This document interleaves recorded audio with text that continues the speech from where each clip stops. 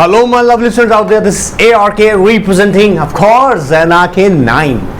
Dear all, आज का session बड़ा इंटरेस्टिंग होगा. Of course, we are going to talk about loan against securities, loan against property, bill discounting की बात करेंगे. उसके अलावा हम फैक्टरिंग के बारे में भी बात करेंगे. टॉपिक को बेहद ही इजी बनाऊंगा, बहुत ही कन्वीनियंट होगा और इजी टू अंडरस्टैंड होगा 100%, ताकि आप लोगों के लिए इसकी ना ग्रैबिंग मतलब उसके साथ आपको नॉलेज के साथ साथ आपके एकेडमिक लेवल पे आप तैयार हो सके. लोन अगेंस्ट सिक्योरिटीज की जब हम बात करते हैं ना, बड़ा इंटरेस्टिंग टॉपिक है यार. एक्चुअली यूजुअली क्या होता है, देखिए कहीं ना कहीं कई बार कंपनी के सामने प्रॉब्लम्स आ जाती हैं कि उन्हें अपनी शॉर्ट टर्म रिक्वायरमेंट्स के लिए, लाइक अगर एग्जांपल दें, कोई पेमेंट्स करने जो विद इन ईयर पेमेंट्स करने उनको, उनके ऊपर एक ऑब्लिगेशन अराइज हो गया है, तो उसके लिए वो फंड की रिक्वायरमेंट के लिए क्या करती हैं, अपने ही कंपनी के शेयर्स को या किसी और कंपनी के भी शेयर्स को प्लेज कर देती हैं. समझना, क्या करती हैं, उन्हें प्लेज कर देती हैं विद द बैंक्स और फाइनेंस इंस्टीट्यूशंस. और प्लेज करने के बाद में बैंक उनके अगेंस्ट आपको क्या करता है, उन सिक्योरिटीज के अगेंस्ट आपको लोन प्रोवाइड करता है. बहुत ध्यान सुनना, कॉन्सेप्ट बहुत इजी है, एकदम अच्छे से समझा दूंगा. बहुत सारी चीजें आपके लिए प्रिपेयर की गई हैं यहाँ पर, ताकि आपके लिए इजी टू अंडरस्टैंड हो. ऑलराइट, तो पहले बेसिक कॉन्सेप्ट क्या कह रहे हैं हम लोग कि एक पर्टिकुलर पर्सन को पैसे की जरूरत है, वो अपने सिक्योरिटीज के पेपर, अब से सिक्योरिटीज का मतलब वो हो सकता है नॉन कन्वर्टेबल डिबेंचर्स हो, उनके अगेंस्ट लोन लेना चाहे वो हो सकता है अपने शेयर्स के अगेंस्ट लेना चाहे, ठीक है, हो सकता है नेशनल सेविंग सर्टिफिकेट्स. लेकिन जब भी हम नेशनल सेविंग सर्टिफिकेट्स या बात करेंगे नाबार्ड से रिलेटेड सर्टिफिकेट्स की, तो याद रखिएगा ये डीमैट फॉर्म में होने जरूरी है. ऑलराइट, मैं बताऊंगा अभी आगे, ठीक है, किस तरह से डीमैट में, मतलब डीमैट में होंगे ना बेटा, तभी ये प्लेज हो सकते हैं. क्योंकि प्लेज करने का मतलब थोड़ा बहुत आपने पढ़ा होगा, प्लेज करने का मतलब आप एक तरीके से अपने शेयर्स को या अपनी सिक्योरिटीज को ना, कोई भी सिक्योरिटी, जैसे मैंने एग्जांपल यहाँ पे नेशनल नॉन कन्वर्टेबल डिबेंचर्स का एग्जांपल लिया, ठीक है, मैंने बात किया कंपनी के शेयर्स की बात करी, आप म्यूचुअल फंड की यूनिट्स यहाँ उनके अगेंस्ट भी लोन ले सकते हैं. तो इंश्योरेंस पॉलिसी, हाँ जी, इंश्योरेंस पॉलिसी का अगेंस्ट भी इंश्योरेंस आप ले सकते हैं. मतलब बहुत सारी ऑप्शंस हैं, लेकिन यहाँ एक लंबी सी लिस्ट है, डिस्कस कर लेता हूँ अभी. तो ये जो आप इन सबके अगेंस्ट आप जब लोन लेने जाएंगे तो हम बोलेंगे लोन अगेंस्ट सिक्योरिटीज. अब बैंक ऑफ फाइनेंस इंस्टीट्यूशन इन्हें कंसीडर करेगा, इनकी वैल्यू को कंसीडर करेगा, उसके बाद आपको लोन ग्रांट करेगा. अब इंटरेस्टिंग फैक्ट समझना इसके अंदर क्या है. क्या होता है, जब आप लोन लेते हैं तो जिस दिन आपका लोन सैंक्शन हो गया उसी दिन से आपके ऊपर, याद रखिएगा, एक तलवार लटक गया, उसे बोलते हैं इंटरेस्ट का. ऑलराइट, लेकिन यहां पे एक इंटरेस्टिंग फैक्ट है, ये जो लोन अगेंस्ट सिक्योरिटीज है ना, पॉइंट इंपॉर्टेंट है, नोट करना, ये लोन अगेंस्ट सिक्योरिटी है ना, यहां पर क्या होने वाला है, यहां जो लोन आपको ग्रांट किया जा रहा है ना, वो एज ए ओवरड्राफ्ट फैसिलिटी है. अब मेरे बच्चों ने जिन्होंने ओवरड्राफ्ट समझा हुआ है, बहुत सी बात है, नहीं समझा है, not to worry about it, अभी बता देते हैं. ओवरड्राफ्ट फैसिलिटीज के अंदर क्या होता है, जब भी आप ओवरड्राफ्ट से रिलेटेड अमाउंट को, जैसे फॉर एग्जांपल आपके अकाउंट में 10,000 रुपीज है और आपने बैंक से ओवरड्राफ्ट फैसिलिटी ले रखी है, बैंक ने आपको 10,000 रुपए और एक फैसिलिटी के तौर पर दे दिए.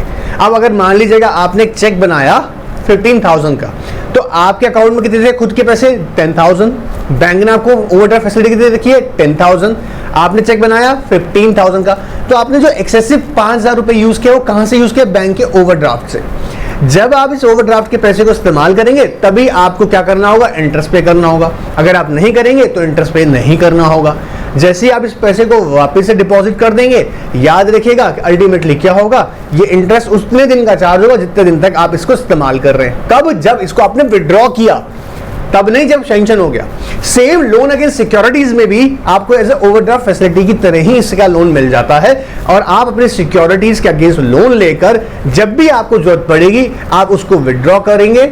जब विड्रॉ करेंगे तभी आपको इंटरेस्ट पे करना है, विड्रॉ करने से पहले आपको नहीं लेना है. मतलब सैंक्शन हो गया, सैंक्शन होता ही लोन का पैसा, इंटरेस्ट नहीं लेना पड़ेगा.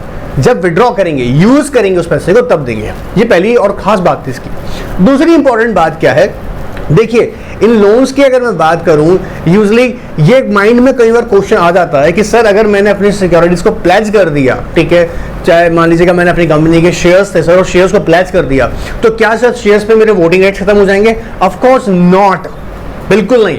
आप डिविडेंड अपना जैसे पहले एंजॉय कर रहे थे आज भी एंजॉय कीजिएगा, आपके जो वोटिंग राइट्स थे आप उससे वैसे के वैसे अब एक्सरसाइज कीजिएगा। इन शॉर्ट बोलूं तो आपके जो भी आपको जो कॉर्पोरेट बेनिफिट्स मिल रहे थे वो कंटिन्यूस आपको मिलते रहेंगे, उसमें कोई चेंज नहीं आएगा। That's why I am saying it is a interesting concept. अब ये एक बड़ी इंटरेस्टिंग बात आ जाती है कि सर अगर मान लीजिएगा जो ये आप बता रहे हैं सिक्योरिटीज के अगेंस्ट लोन लेना, तो उसके अंदर सर अमाउंट कितना मिल जाता होगा। पहली इंपॉर्टेंट बात बता दूं, ये वेरी करता है bank to bank. For example अगर आप एक्सिस बैंक के पास जाएंगे तो एक्सिस बैंक हो सकता है आपके शेयर्स के अगेंस्ट आपको सिर्फ 50% ही लोन ग्रांट करे। 50% मतलब अगर शेयर्स की वैल्यू 100 रुपीज है तो हो सकता है सिर्फ आपको 50 रुपीज ही दे। अगर एचडीएफसी के पास जाए हो सकता है एचडीएफसी आपको 55 दे या 60 तक दे दे। मतलब कहने का यहां पर यह है क्योंकि कंपटीशन है बैंकिंग इंडस्ट्री के अंदर, ठीक है, बैंक्स आपस में कंपटीशन करते हैं, बट एक सर्टेन लेवल तक याद रखिए क्योंकि शेयर्स की बात हो रही है, शेयर्स में हाई रिस्क इन्वॉल्व है, हाई वॉलेटिलिटी है। आप जानते हैं ना बहुत ज्यादा फ्लक्चुएशंस होता है, कभी share up and down positions आती रहती है, इसलिए वहां पर एक मार्जिन मेंटेन करके चलता है बैंक। इसके अलावा हो सकता है कि अगर आप अपने लोन जो लेने जा रहे हैं वो नॉन कन्वर्टेबल डिबेंचर्स पे ले रहे हैं तो वहीं पर ही लोन का अमाउंट हायर हो जाएगा as compared to shares, like 75% 80% तक हो सकता है। ऑलराइट, अच्छा इसकी हम ड्यूरेशन की अगर बात करें कि सर कब तक मिलता है, कितने ड्यूरेशन के लिए मिलता है, तो इसका यूजुअली टेन्योर जो होता है वो 1 ईयर का ही रहता है। जैसे मैंने बताया कि एज ओवरड्राफ्ट फैसिलिटी है, इसलिए यहां पर इसका जो टेन्योर भी है वो भी 1 ईयर के लिए रहता है। अगर छोटी छोटी बातें देखो, मैं चाहूंगा कि अभी सबको एक बार हम सब गो थ्रू करते हैं, एक बार चार्ट के थ्रू भी समझते हैं, जो हमने पिक्चर्स यूज किए यहाँ पे उनके थ्रू समझते हैं टॉपिक को। हाँ, जैसे एक बार एक क्वेश्चन ये कुछ टाइम पहले भी पुट अप था कि सर जो लोन अगेंस्ट सिक्योरिटीज की हम बात कर रहे हैं इस पे इंटरेस्ट रेट अभी कहीं अगर देखा जाए कई सारी बैंक्स है, फाइनेंशियल इंस्टीट्यूशंस है जो अलग अलग मेंटेन कर रहा है, कोई 12% भी चार्ज कर रहा है, कोई 12.5% चार्ज कर रहा है, ऑफ कोर्स 15% तक का है। तो कंपनीज के तो बहुत से ऑप्शन है कि अपने नीड्स को शॉर्ट टर्म नीड्स को फुलफिल करने के लिए वो लोन अगेंस्ट सिक्योरिटी के एक ऑप्शन को एक्सरसाइज कर सकती है, मतलब इसके फैसिलिटीज को ले सकती है। Now let's understand LAS. LAS का मतलब यहां पे क्या कह रहे हैं, loan against security. Loan against security कहता है देखो बेटा, loan against security is a overdraft facility. Exam में सर कैसे लेके आएंगे, ऐसे पॉइंट्स बनाएंगे, याद रखेंगे माइंड में। लोन अगेंस्ट सिक्योरिटी क्या है, एक ओवरड्राफ्ट फैसिलिटी है that you get in return for pledging securities. वो आपको कब मिलेगी, when you pledge your shares. अब ये भाई साहब देखो पिक्चर में ध्यान से, ये क्या करने जा रहे हैं, इन्होंने देखो ध्यान से इस पिक्चर में क्या किया हुआ है, अपनी सिक्योरिटीज को ये यहाँ पर दे देंगे बैंक को, ठीक है। लेट्स एग्जाम्पल बैंक हमने बोला HDFC बैंक, ठीक है। मैं किसी बैंक को प्रमोट नहीं कर रहा हूँ, आपका मर्जी, आप किसी बैंक से जाके लो, ठीक है मतलब समझ रहे हैं ना आप लोग। नाउ सो HDFC बैंक को जाके आपने क्या किया, अपने सिक्योरिटी रख दिया। फॉर एग्जांपल इस आदमी के पास में मान लीजिएगा हमने एग्जांपल लिया नॉन कन्वर्टेबल डिबेंचर्स थे। अब HDFC बैंक इसकी कैलकुलेशन करने के बाद में, जी हाँ अप्रेजल करने के बाद में इस पर्टिकुलर पर्सन को क्या दे रहा है, शेयर रुपी दे देगा, क्लियर है, लोन सैंक्शन कर देगा। सच एज म्यूचुअल फंड्स और life insurance policies, national non convertible debentures भी हो सकते हैं, इसके अलावा इक्विटी शेयर्स हो सकते हैं कंपनी के मेरे बच्चों, ठीक है। और हम बात करें नेशनल सेविंग सर्टिफिकेट्स हो सकते हैं, ठीक है। ये लिस्ट भी याद रखना बैंक टू बैंक है, मतलब बैंक कोई बैंक हो सकता है इक्विटीज को कंसीडर नहीं करे, कोई बैंक हो सकता है जो इक्विटीज को भी कंसीडर करे, ऑलराइट। तो ये लिस्ट अलग हो सकती है बट प्लाजिंग इस तरीके से की जाती है। It provides that benefits of current account while letting you pay interest only on the amount used. मतलब जैसे आप जिस इस्तेमाल, देखिए आप समझिएगा, ये इनके मान लीजिएगा अकाउंट में पैसा चला जाएगा। अब जब ये मान लीजिएगा उस अकाउंट में से 100 रुपीज है, ठीक है, उस अकाउंट में 100 रुपीज है, प्लस लिस्ट जो आपको लोन अगेंस्ट सिक्योरिटी मिल गया वो सेंक्शन हो गया, मान लीजिएगा आपको 50 रुपीज, आपके पास टोटल अमाउंट हो गया 150 रुपीज, ठीक है, जिसमें से लोन अगेंस्ट सिक्योरिटी का 50 रुपीज है। अब अगर आप फ्यूचर में जब भी इस पैसे को इस्तेमाल करेंगे, फॉर एग्जांपल आपने 20 रुपीज इसका सा यूज किया, ठीक है, तो आपको इंटरेस्ट जो पे करना है सिर्फ 20 रुपीज पे करना है, और जब तक के लिए करेंगे तब तक के लिए आपको इंटरेस्ट देना पड़ेगा, क्लियर है। अच्छा, अब आपके माइंड में क्वेश्चन आएगा, सर मान लीजिएगा थ्रू आउट द ईयर किसी इंसान ने यूज ही नहीं किया तो उसका तो बैंक को तो फायदा क्या हुआ, बैंक ने अंदर पैसा भी दे रखा है, उधर उससे यूज भी नहीं किया, बैंक को इंटरेस्ट इनकम भी नहीं आया। बेटा इसके लिए क्या करता है, बैंक प्रोसेसिंग फीस चार्ज करता है। यूजुअली प्रोसेसिंग फीस जो होती है 2% होती है और ये बैंक को पे करनी पड़ती है। मीन्स जो यहाँ पे बोरोअर है वो बैंक को 2% जो पैसा है वो देगा, जैसे बोलेंगे प्रोसेसिंग फीस। ऑलराइट, तो बैंक बेवकूफ नहीं है। अब यहाँ कह रहे हैं while letting you pay interest only on the amount used, जब आपने ये 20 रुपये इस्तेमाल किया तभी आपको इस पे इंटरेस्ट पे करना है, अदरवाइज इंटरेस्ट पे नहीं करना है। क्लियर एकदम? आइएगा देखते हैं लोन अगेंस्ट सिक्योरिटीज की हम जब बात कर रहे हैं। Loan against security is a loan where you pledge your shares, mutual funds, life insurance policies as a collateral. तो इसका लोन का नेचर कैसा होगा, सिक्योर्ड लोन। याद कैसे रखिएगा, ये लोन कैसे जाएंगे, लोन अगेंस्ट सिक्योरिटी कैसे कहलाएंगे, secured loans. To the bank to get a loan, loan against securities are an overdraft facilities which is pledged against the financial securities like shares, units and bonds.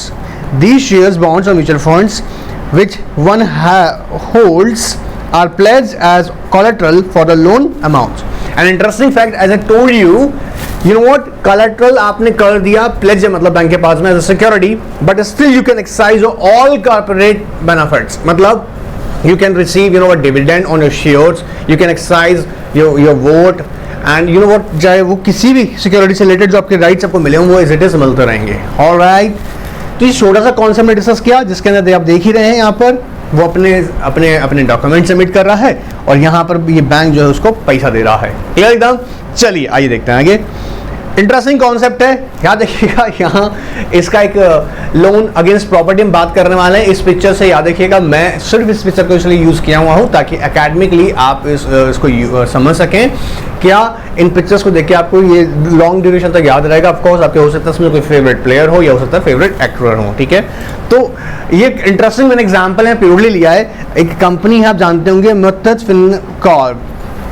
जी हाँ, मुत्तहद finance corporation, जो Fincorp जहाँ पे उसका short name में बोलते हैं मुत्तहद Fincorp. Loan against बात कर रहा है प्रॉपर्टी, लोन अगेंस्ट प्रॉपर्टी। देखिए अब यहाँ आप देखिए, यहाँ बात समझना इस कॉन्सेप्ट में बड़ी इंटरेस्टिंग फैक्ट, ये भी बहुत यूजफुल है। एक पर्सन है जिसके पास उसकी खुद की ओन लैंड है, और याद देखिएगा यहाँ पर एक इंपॉर्टेंट कॉन्सेप्ट बता दूं, लोन जब भी मिलेगा जब आपकी खुद की होगी वो जगह, ठीक है, ओन लैंड हो। अब वो कैसे हो सकती है, एक रेजिडेंशियल हो सकती है, आंसर इज जस्ट आपकी रेजिडेंशियल, कोई मान लीजिएगा आपके पास कोई प्रॉपर्टी है, ठीक है, या कोई कॉमर्शियल प्रॉपर्टी है बट वो रेंटेड है, ठीक है, रेंटेड आउट है, commercial property but rented out है क्योंकि वो इनकम जनरेटिंग होना चाहिए, ठीक है, या ऐसी जो आपकी सेल्फ ऑक्यूपाइड लैंड हो, ठीक है। तो यहाँ क्या कह रहे हैं, ओन जो प्रॉपर्टीज होगी बैंक सेम वैसे क्या वैसे, जैसे कि हमने अभी यहाँ पर कौन सा समझा था, कहाँ पर लोन अगेंस्ट सिक्योरिटीज में, वैसे ही सेम यहाँ पे भी बैंक क्या करेगा, लोन आपको प्रोवाइड करेगा अगेंस्ट योर प्रॉपर्टी। अब यहाँ पे भी एक इंटरेस्टिंग फैक्ट समझना, जो ये लोन्स दिए जाते हैं इन पे इंटरेस्ट रेट जो चार्ज करती है बैंक वो कंपैरेटिव इंटरेस्ट रेट होती है। आई होप पहले आपने पढ़ा होगा कंपैरेटिव इंटरेस्ट रेट, बहुत सिंपल सा कॉन्सेप्ट है, लेकिन अगर इस पर समझ में नहीं आया तो आप मेरे को काम कीजिएगा, व्हाट्सएप पर ऑफकोर्स अना के आएंगे, व्हाट्सएप पे मुझे अपनी प्रॉब्लम सेंड कर दीजिएगा, मैं इस पर भी आंसर करूँगा। इसके अलावा भी कोई अगर छोटी छोटी टर्म पे आपको क्लियर प्रॉब्लम आती है तो जरूर पूछिएगा, ठीक है। यहाँ मैंने पहले क्या रखा, यहाँ का जो ऑफकोर्स अना के नाइन का जो प्लेटफॉर्म है, यहाँ पर मुझे इससे बात से कोई फर्क नहीं पड़ेगा कि अगर आपने क्लास 8th की भी कोई बात आपको याद नहीं है या आपको यंग से याद सीखनी है तो मैं सिखाऊंगा। ऑलराइट, एनीवेज, तो यहाँ पे कंपैरेटिव इंटरेस्ट रेट ऑफर किया जाता है और यूजुअली जो लोन्स होते हैं 10 to 15 ईयर्स की टेन्योर के साथ आते हैं यूजुअली। वैसे याद मैं बता दूं आपको बेटा, कहीं पर ये लोन है ना जो उनकी रिपेमेंट की बात करें, ये 2 ईयर्स टू 15 ईयर्स भी हो सकता है। आपने सर 10 से 15 साल बोला, 10 से 15 साल एक लॉन्ग ड्यूरेशन के लिए पर्सपेक्टिव से बोला है बेटा। और अगर मैं प्रैक्टिकल पर्सपेक्टिव से भी अगर इस बात को कहूँ तो यूजुअली कोई बैंक 2 से 5 साल तक के लिए ऐसे लोन, 2 to 15 ईयर्स तक के लिए ऐसे लोन्स प्रोवाइड करती हैं। अब ऐसे लोन, जब लोन अगेंस्ट प्रॉपर्टी की बात करते हैं तो उसके कई सारे रीजन हो सकता है। पर्सनल यूज के लिए भी लेते हैं लोग, जैसे फॉर एग्जाम्पल बेटी की शादी करनी है तो वेडिंग के लिए चाहिए था, बच्चे को स्टडी के लिए अब्रॉड भेजना इसलिए भी उसका यूज किया गया। बिजनेस पर्पसेस के लिए भी करती है कंपनीज को, मान लीजिए खुद की कंपनी की प्रॉपर्टी है, बिजनेस एक्सपांशन के लिए जाना है, न्यू प्रोडक्ट लॉन्चिंग करनी है, ठीक है, ऑफ कोर्स रिस्ट्रक्चरिंग करनी है, ऐसे केसेस में भी कंपनी फॉरेन कोलैबोरेशन करना, मतलब there are number of examples जहां बिजनेस को भी पैसे की जरूरत पड़ सकता है, या कंजम्पशन पर्पस से भी किया जाता है, लोन लिया जाता है। तो लोन अगेंस्ट जो प्रॉपर्टी है, यहाँ पर हमें क्या रखना है कि इंपॉर्टेंट जो फैक्टर है वो ये है कि जो प्रॉपर्टी है वो खुद की होनी चाहिए, ठीक है, कंपनी की खुद की हो। ऑलराइट, अगर को ऑनर्स एक ही प्रॉपर्टी के, तो उस केस में दोनों का ही याद देखिएगा अप्रूवल लगेगा। जैसे मान लीजिएगा एक प्रॉपर्टी है जिसकी ए एंड बी की है, तो ए एंड बी की अप्रूवल से ही वो सैंक्शन होगा लोन। ऑलराइट, अब इसमें एक इंटरेस्टिंग फैक्ट है कि सर कितना लोन मिल जाता है। यूजुअली मैं बता दूं किसी प्रॉपर्टी के अगेंस्ट ये 50 to 65% तक, और ये भी इससे ज्यादा भी हो सकता है। मैं आपको पहले कह दूं, ये जो कंपनीज है ना बेटा, समझना प्रैक्टिकली अपने अलग अलग फॉर्म्स में अपने अपने रिस्क फैक्टर्स को कंसीडर करने के बाद में लोन उससे ज़्यादा भी एक्सटेंशन कर सकती है। बट मैंने कहा यूजुअल प्रैक्टिस है कि जो वैल्यू होती है प्रॉपर्टी की उसके 50 to 65% तक ये लोन ग्रांट कर देती हैं। ऑलराइट, सो इस कॉन्सेप्ट में हमने क्या देखा, लोन अगेंस्ट सिक्योरिटी में ओन प्रॉपर्टी होना चाहिए। ठीक है, लोन कितना मिल सकता है उसकी याद देखिएगा, बैंक अपनी मार्जिन को मेंटेन करेगा। उस मार्जिन के मेंटेन का मतलब इतना गैप होना चाहिए, कल को उस वैल्यू का प्रॉपर्टी का वैल्यू मान लीजिए डेप्रिशिएट हो रहा है, वो गिर रहा है, इन दैट केस क्या होगा। ठीक है, सो ऐसे केसेस में वो मार्जिन को मेंटेन करके चलता है बैंक। क्लियर है, यूजुअली अगर देखा जाए 10 to 15 ईयर्स के लिए होते हैं। ठीक है, एंड जैसे आपको बता रहा हूँ प्रैक्टिकली पर्पज से किस लिए हो सकता है, पर्सनल यूज के लिए आपने लोन लिया है, या बिजनेस पर्पज से ले लिया है, या कंजम्पशन पर्पज से ले लिया है। ऑलराइट, अभी याद रखिएगा मैं मॉड्यूल में भी जाऊंगा, आप सब चिंता मत कीजिएगा कि सर आपने तो यहाँ पढ़ा के फटाक से हमें भगा दिया। नहीं, हम मॉड्यूल में भी जाएंगे। ऑलराइट, चलिए नेक्स्ट टॉपिक देखते हैं, बिल डिस्काउंटिंग प्रोसेस। मेरे बच्चों ने पहले पढ़ा हुआ है, लेकिन यहाँ मैं आपको और अच्छे से क्रिस्टल क्लियर कर दूंगा ताकि ना आप लोगों को कोई फ्यूचर में दिक्कत नहीं आए। एक प्रोसेस के थ्रू हम समझेंगे तो हमें कॉन्सेप्ट हमेशा याद रहेगा। ठीक है, वैसे मेरे बच्चों को जानता हूँ बहुत अच्छे से, खूब बच्चों ने अच्छे से पढ़ा हुआ है, लेकिन वापस समझते हैं। आइए, बिल डिस्काउंटिंग प्रोसेस बड़ा इंटरेस्टिंग है। देखिए आजकल डेट में अगर मैं प्रैक्टिकल एक बात बताऊं, ये प्रैक्टिस सिर्फ इंडिया में नहीं है, इंटरनेशनल लेवल पर भी ऑब्जर्व किया गया है कि ज्यादातर सेल का जो इश्यू अराइज होता है वो क्रेडिट सेल के थ्रू होता है। अब क्रेडिट सेल का मतलब जैसे जानते होंगे कि भाई ठीक है मैं परचेज कर रहा हूं, ठीक है, मैं आपकी पेमेंट कुछ टाइम बाद करूंगा। अब क्या होता है देखो, इसे हम बोलते हैं क्या, क्रेडिट सेल। तो यहां पर एक सेलर है और एक कस्टमर है, यहां पर इसने 10,000 रुपीज का क्रेडिट सेल किया। मतलब ठीक है भाई तू प्रोडक्ट ले ले या सर्विसेज ले ले। याद देखिए बिल डिस्काउंटिंग हमें दो फैसिलिटीज में मिल रही होती है, किस पे, या तो प्रोडक्ट्स की हम बात कर रहे हैं या हम अपनी सर्विसेज दे रहे होंगे। एक कंपनी अपनी या तो प्रोडक्ट सेल कर रही है या फिर सर्विसेज दे रही है। तो सेलर ने क्या किया, अपना गुड सेल कर दिया किसको, कस्टमर को। कस्टमर के साथ साथ उसने एक इनवॉइस बनाई, इनवॉइस बनाकर याद देखिएगा जिसे हम जनरली क्या बोलते हैं, कॉमर्शियल बिल, कॉमर्शियल बिल्स। ठीक है, अब वो इनवॉइस जो बनाएगा वो याद देखिएगा वो ड्रॉ करेगा, जिसे हम बोलते हैं draw the bill of exchange. वो ड्रॉ कर देगा किसके लिए, कस्टमर को। अब क्या होता है, कस्टमर इसको बेटा क्या करता है, एक्सेप्ट। ठीक है, तो कॉमर्शियल बिल जो एक्सेप्ट करेगा, याद रखना, अब वो एक्सेप्ट करने का मतलब कि ठीक है भाई मैं तुम्हारी पेमेंट आफ्टर 30 डेज कर दूंगा। ये मान लीजिएगा इनके बीच में टर्म एंड कंडीशन डिसाइड हो गया, 30 डेज से 90 डेज तक मान लीजिएगा।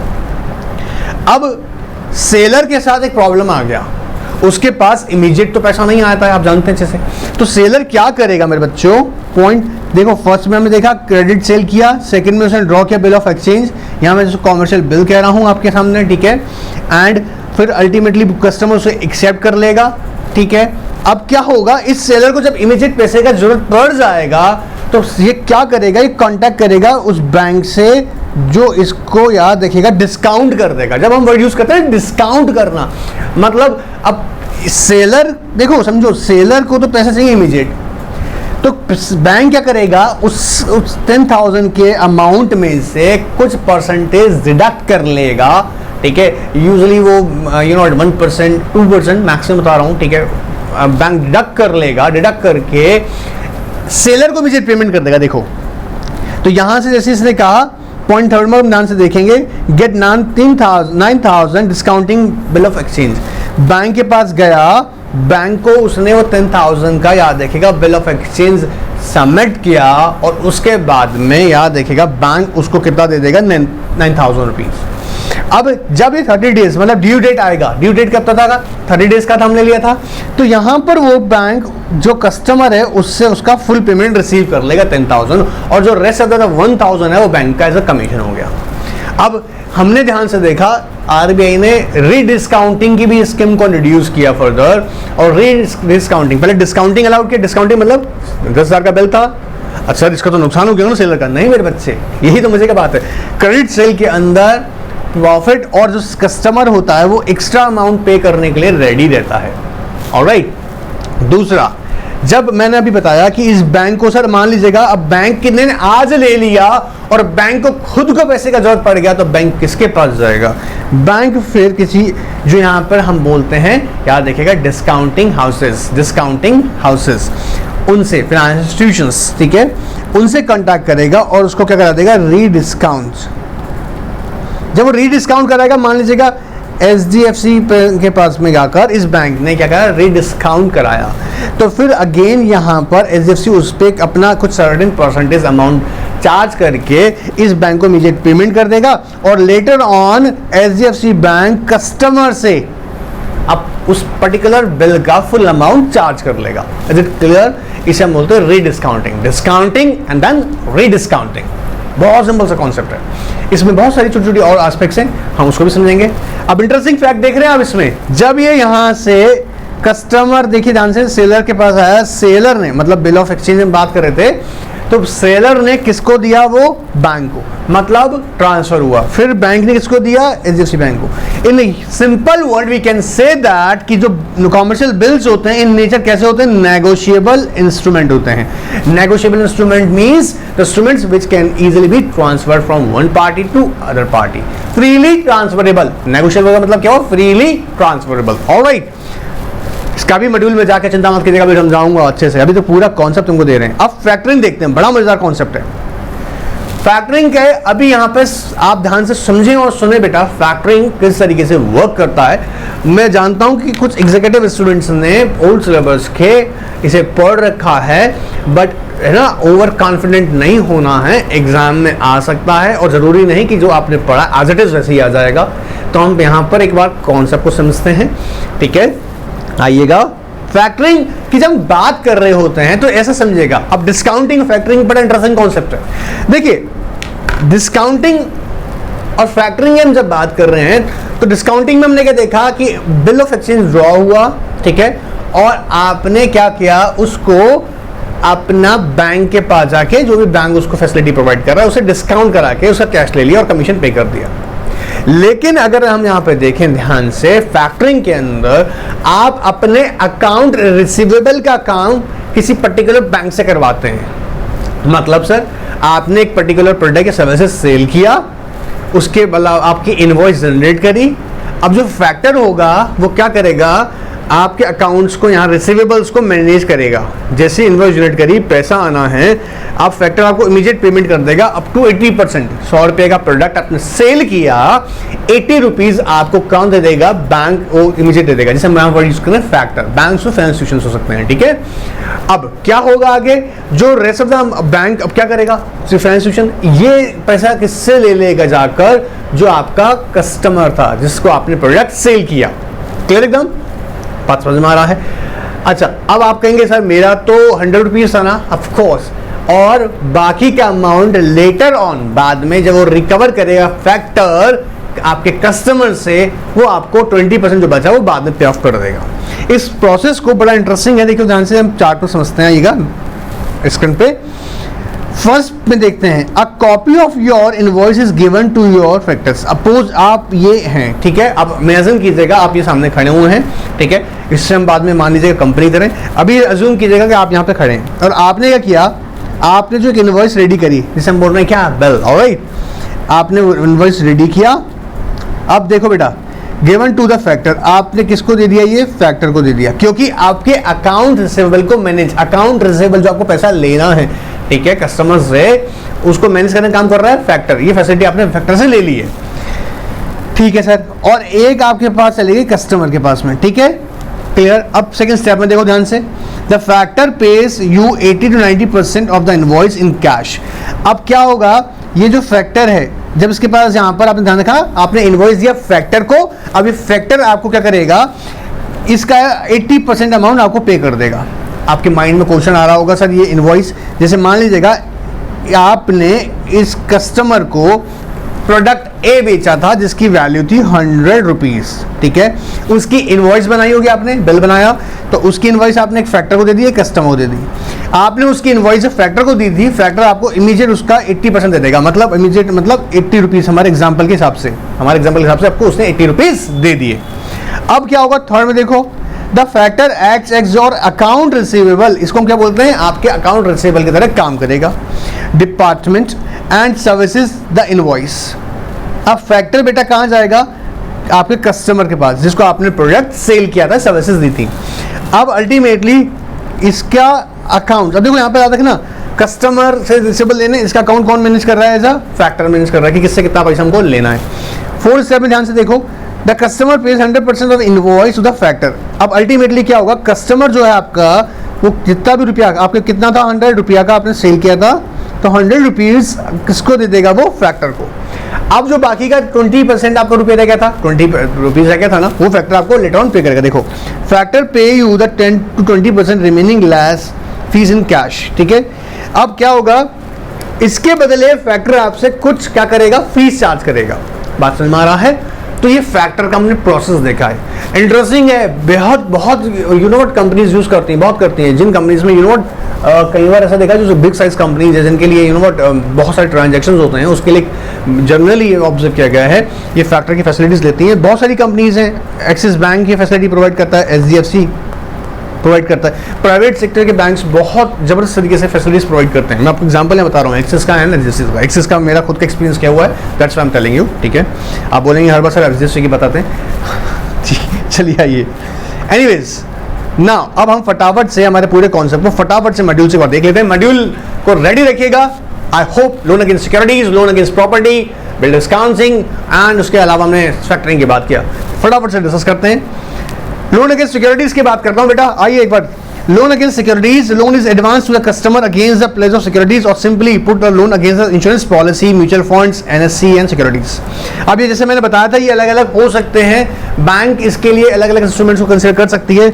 ये लिस्ट हमको ढंग से देख लेने के बाद देखो, नॉन कन्वर्टेबल डिबेंचर्स के अगेंस्ट मिल सकता है, म्यूचुअल फंड यूनिट्स के अगेंस्ट मिल सकता है, नबार्ड यूनिट बॉन्ड्स में मिल सकता है, डिमेटलाइज्ड शेयर्स में मिल सकता है, नेशनल सेविंग सर्टिफिकेट्स एंड किसान विकास पत्र, बट प्रोवाइडेड ये कैसे होंगे, डिमैट फॉर्म में होने चाहिए, नेशनल सेविंग सर्टिफिकेट्स या फिर किसान विकास पत्र, alright, and insurance policies.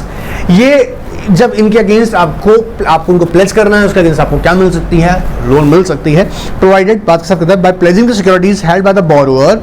A loan against security is provided by banks or financial institutions, of course, as in the overdraft facility. आपको भी बताया था अभी कैसे यूज किया था इसको, as a overdraft facility.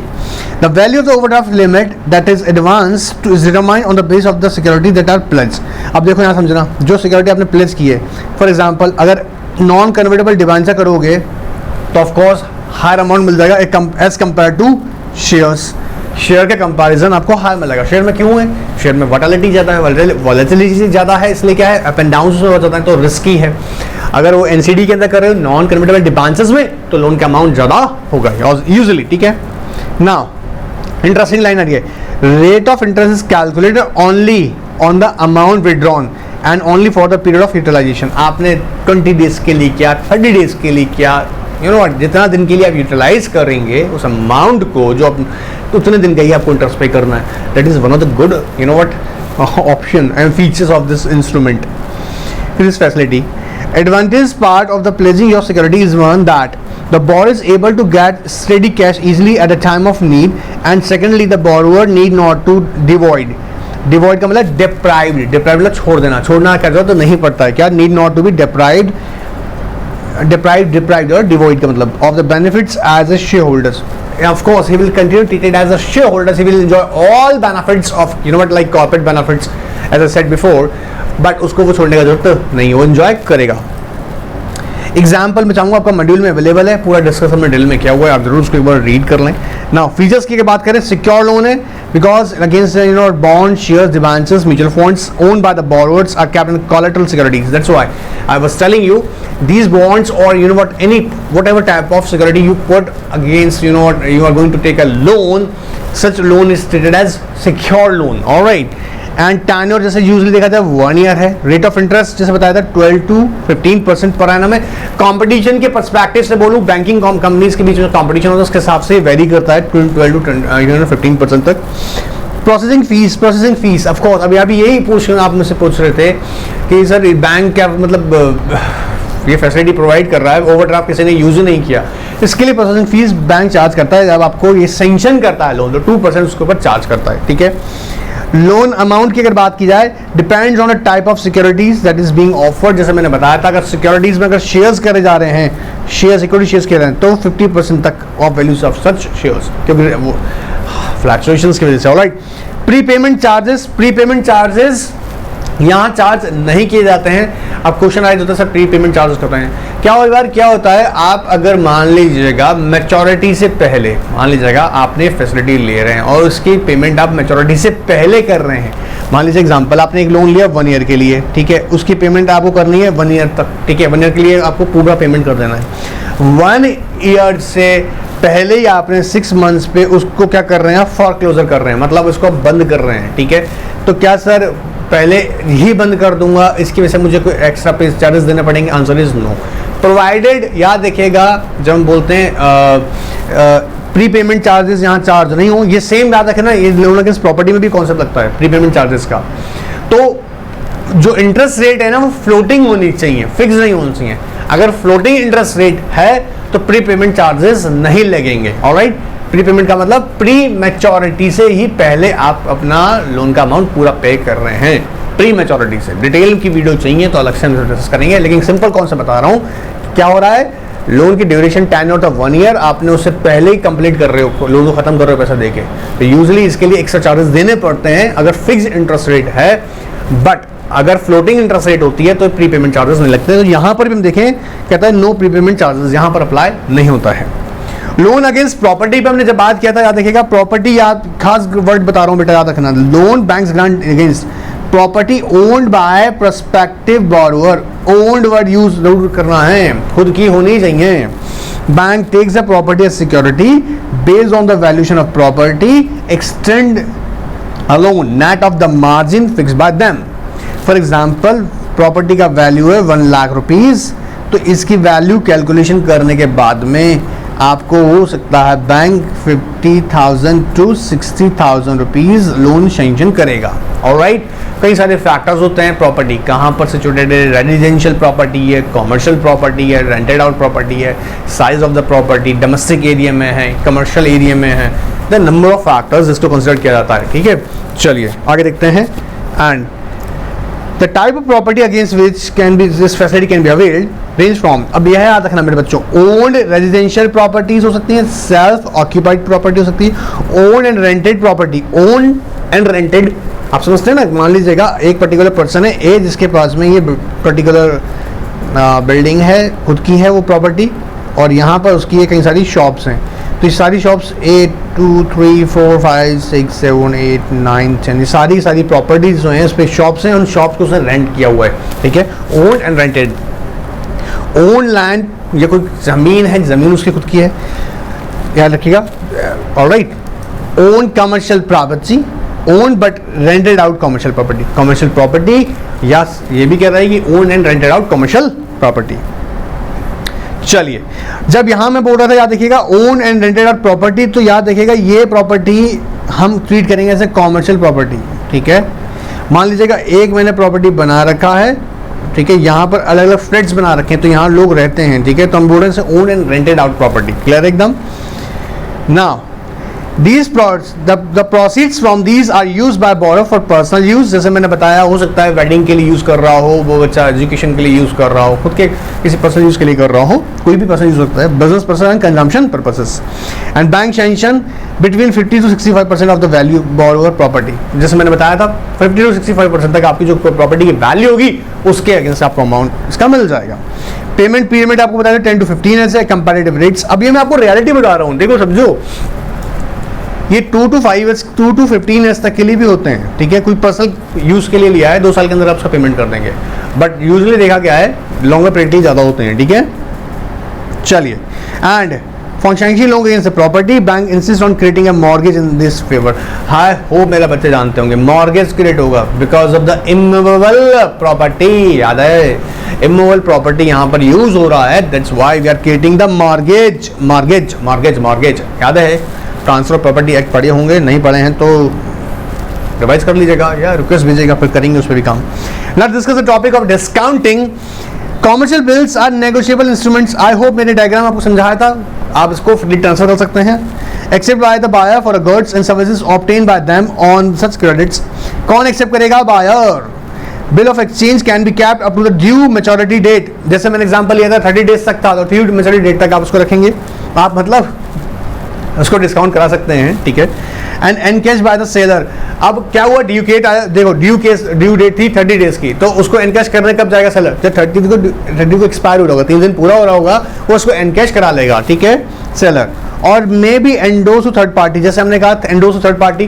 कई बार क्या होता है, ए ने बी को दे दिया, उससे कोई ट्रेड परचेज मान लीजिएगा ट्रेडिंग ट्रांजेक्शन हुआ, ए ने बी को दे दिया, बी ने आगे सी को दे दिया, ऑलराइट। इसमें भी कई सारे कॉन्सेप्ट हैं बिल ऑफ एक्सचेंज के अंदर, याद देखिएगा, मैं वो किसी और टॉपिक में समझाऊंगा। In payment of dues owing to the later, the most common practice is that a seller who gets the accepted bill of exchange discount it with the bank or financial institutions and bills discounting house and collects the money। ये पूरा concept हमने बेटा भी इसमें discuss किया है, मेरे बच्चों को अच्छे से समझ में आया होगा, ये पूरा डिस्कस किया था हमने, क्लियर एकदम। कुछ लोग डाउट हो तो स्क्रीनशॉट का ले लो, कोई दिक्कत नहीं है, हमको अलाउड है, ठीक है। चलो now seller is to get the cash released fast on the trade bills। Benefit क्या है कि भैया मेरे को 3 दिन तक वेट नहीं करना यार, मुझे इमीडिएट पैसा चाहिए, ठीक है। तो वो क्या करेगा, उसको डिस्काउंट करा लेगा बैंक से, फाइनेंशियल से, और एंजॉय करेगा। Now here's a better way to get unsecured business loans. अब ये क्या देखते हैं, better way of to get unsecured loans. Sir unsecured of course, अभी क्या हुआ ना, उसने 10% भले चार्ज कर लिया बैंक ने, एग्जांपल दे रहे हैं, ठीक है। 100 रुपये का बिल था, 10% बैंक ने चार्ज कर लिया, लेकिन आपको इमीडिएट पैसा मिल गया, और कल को कोई डिफॉल्ट होता भी है तो लायबिलिटी किसका बनेगा? आपके बायर का। क्यों? बायर का liability towards a seller.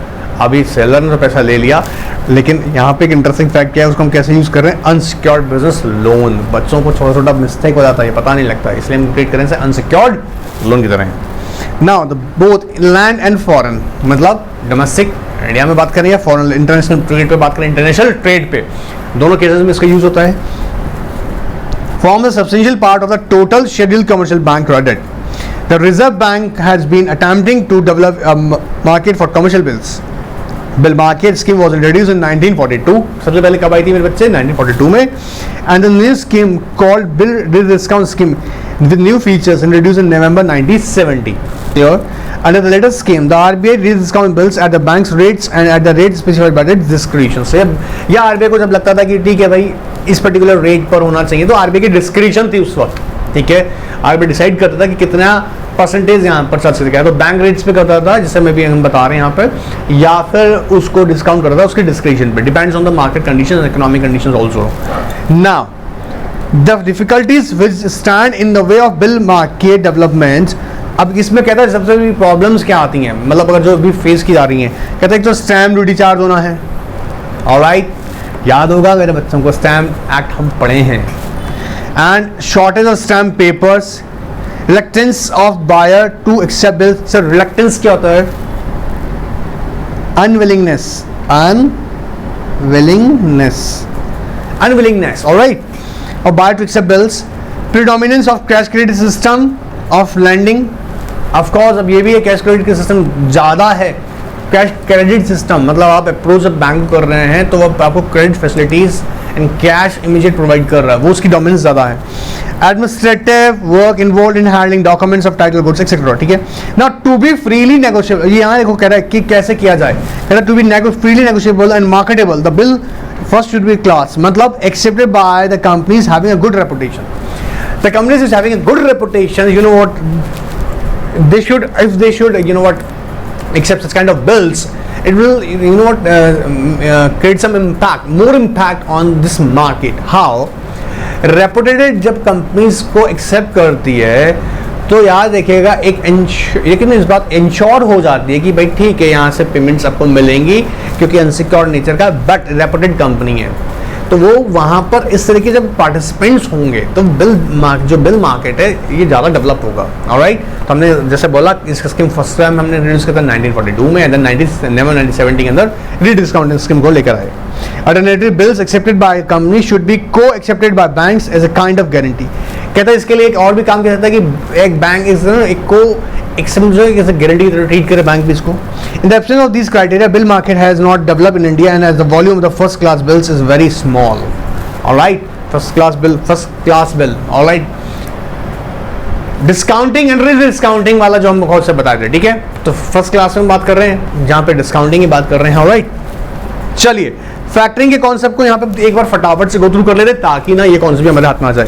Factoring is a financial transaction where entity sells its receivables, कौन से रिसीवेबल्स हैं, accounts receivables to third party called factor at discount prices. Discount का मतलब बताया था ना आपको 80 या 90% तक मिल जाएगा आपको इमीडिएट पेमेंट, और रेस्ट बाद में आपसे ले लिया आपको दे दिया जाएगा। उस जब आपको दिया जाएगा तो कुछ फीस फैक्टर चार्ज कर लेगा। Now factoring is a financial option for the management of receivables। In simple definition, it is the conversion of credit sale into cash। Conversion of credit sale, उधार में कुछ बेच रहे हैं तो उसको आप क्या कर रहे हैं, इमीडिएटली कैश में कन्वर्ट कर रहे हैं। अब financial transaction that is financial institution का हम क्या बोल रहे हैं, factor buy the account receivable of a company, जो कि उसके लिए क्लाइंट ट्रीट होगा, ठीक है, and pays up to 80% rely upon the 90%। Of course 90% होता है, रेयरली ऐसा होता है 90% तक of the amount immediately on the formation of agreement between the factor and the client. Clear है? अच्छा, अब यहाँ पर ध्यान से देखो, तीन पार्टी अपने आप बन गया ना, factor, client and customer. Alright, now remaining amounts to the client when customer pays a debt, और बाकी जो आपने देखा होगा 20% था वो कब दे देगा, जब वो बाकी पे कर देगा। कौन? customer। Collection of debt from the customer is done either by the factor or the client depending upon the type of factoring। The account receivables is a factoring can either be for product or services। बोला यार ये भी depend करता है ना, ये product base भी हो सकती है या सर्विसेज के लिए भी हो सकती है। कोई कंपनी सर्विसेज प्रोवाइड कर रही है तो उसके लिए भी फैक्टरिंग आप करवा सकते हैं, प्रोडक्ट बना रही है, प्रोडक्ट सेल कर रही है तो प्रोडक्ट के लिए भी कर सकते हैं। अच्छा, यहाँ इंटरेस्टिंग फैक्ट समझे ना, जैसे अभी एग्जाम्पल हम समझते हैं यहाँ पे कि यूजली कौन कौन सी कंपनीज हो सकती हैं। देखो ऐसा हो सकता है, factoring is goods purchased for construction services. अब जैसे कंस्ट्रक्शन सर्विस का एग्जांपल समझना, अभी यहाँ पे दे भी रखा है, कोई गवर्नमेंट कॉन्ट्रैक्टर है, अब वो गवर्नमेंट कॉन्ट्रैक्ट को लिया हुआ है, गवर्नमेंट क्या करेगा, भाई कॉन्ट्रैक्ट पूरा होगा फिर पेमेंट करेगा, इनवॉइस जनरेट होगा फिर पेमेंट करेगा, ठीक है। तो ऐसे केस में भी क्या करता है कॉन्ट्रैक्टर, इमीडिएट पेमेंट के लिए फैक्टर को अपने अकाउंट रिसीवेबल के थ्रू क्या करता है, इमीडिएट कैश रिसीव कर लेता है। फिर जैसे से उसको आगे पेमेंट्स मिलता रहता है फैक्टर को, वो रिमेनिंग अमाउंट पे करता रहता है। इसलिए कंस्ट्रक्शन सर्विसेज के अंदर भी ऐसा होता है। फैक्टरिंग जैसे मेडिकल इंश्योरेंस। ऑलराइट, पार्टीज की बात करें बेटा, तीन पार्टी है, सेलर, बायर एंड फैक्टर। अभी हम डिस्कस यही किए थे पूरा। सेलर कौन है, जो प्रोड्यूस कर रहा है गुड्स को सर्विसेज को, ठीक है, एंड रेज करेगा इनवॉइस। बायर हमारा जो कंज्यूम करेगा गुड्स को सर्विसेज को, ठीक है। फैक्टर जो कि फाइनेंस इंस्टीट्यूशन है, जैसे मैंने एग्जाम्पल लिया था यहाँ पर, एक्सिस बैंक फैक्टरिंग सर्विस दे रहा है, HDFC बैंक, ICICI, ठीक है। देन नंबर ऑफ बैंक्स जो प्राइवेट सेक्टर में फैक्टरिंग सर्विसेज प्रोवाइड कर रहे हैं, ठीक है। प्रोसेस बेटा मैंने आपको पूरा इसका भी समझाया हुआ है, आपने देखा था जैसे हमने डिस्कस किया था फैक्टरिंग का प्रोसेस। आप चाहें तो इसका भी मैं चाहूँगा आप लोग स्क्रीनशॉट ले लें ताकि आप लोगों के लिए ये भी पढ़ना कन्वीनियंट रहे। ऑलराइट, आप इसका भी स्क्रीनशॉट ले लीजिएगा ताकि आपको दिक्कत नहीं आए प्रोसेस समझने में। प्रोसेस समझ में आएगा, देखो एक बात समझना, ये प्रोसेस समझने बहुत ज़रूरी है। आप फ्यूचर में यूज़ करेंगे ना, अपनी कंपनीज को एडवाइस करेंगे तो ये प्रोसेस आपको पता होना चाहिए। तो आप एक बार इनका स्क्रीनशॉट ले लीजिएगा। इसी के टॉपिक को मैं डिटेल में भी लेके जाऊंगा नेक्स्ट सीरीज के अंदर, ठीक है। जो नेक्स्ट हमारा पार्ट में डिस्कस करने वाले हैं, फैक्टरिंग को डिटेल पोस्टमार्टम करूंगा कई सारे एस्पेक्ट्स साथ में। बट उम्मीद करता हूं और साथ में साथ पूरी आशा भी करता हूं कि आपको यहाँ तक कोई डाउट नहीं होगा, लेकिन फिर भी अगर कोई डाउट रहता है NRK9 के व्हाट्सएप पे अपने क्वेरी सेंड कर सकते हैं। Alright, goodbye, take care.